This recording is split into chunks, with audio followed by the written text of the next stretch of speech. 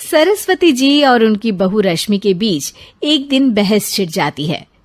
आखिर किसका काम ज्यादा आसान है, बहू का या सास का? माँ जी, सास को काम ही क्या है, आपके सारे काम उंगलियों पे तो हो जाते हैं। कुछ भी। हाँ, हिसाब तो उंगलियों पे ही हो जाता है ना। अरे बेटा, ऐसा सिर्फ अभी लगता है। जो मुझे करना पड़ता है ना, वो तुझे करना पड़े तो समझ आएगा कि असली काम का पहाड़ कैसा होता है। ठेले बराबर वजन भी नहीं है आपके काम में, और बात पहाड़ों के वजन की कर रही हैं आप। तू ऐसा करती ही क्या है घर में बेटा, ये तो बता मुझे। मैं थोड़ी ना कुछ करती हूँ, सब जादू से हो रहा है इस घर में। अरे एक दिन मेरा काम करोगी तो समझ आएगा। Okay okay, shut up.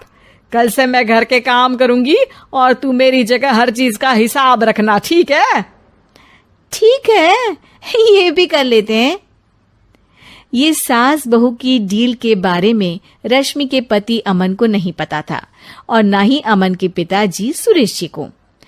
पर गेहूं के साथ साथ जैसे घुन भी पिस जाता है, ये दोनों भी पिसने वाले थे। सुबह अमन उठकर रेडी होता है ऑफिस जाने के लिए, तो पता है उसके कपड़े नहीं निकले हुए हैं। अरे रश्मि, तुमने मेरे कपड़े नहीं निकाले?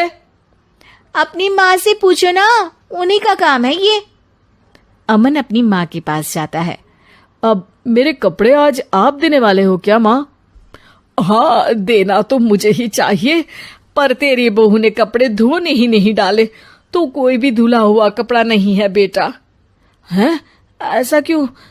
कपड़े तो धोने आप ही देते हो ना माँ? अरे बहू ने तुझे बताया नहीं, अब हम अदल बदल गए हैं। मैं अब बहू और तेरी बीवी सास। अमन परेशान हो गया। वो बिना इस्त्री के कपड़े पहनकर ऑफिस चला गया।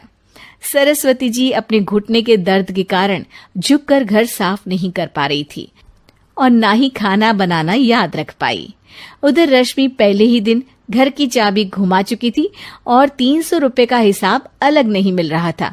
पर दोनों का ही घमंड कैलाश पर्वत से भी बड़ा था और दोनों ही खेमे एक दूसरे की बात मानने को बिल्कुल तैयार नहीं थे।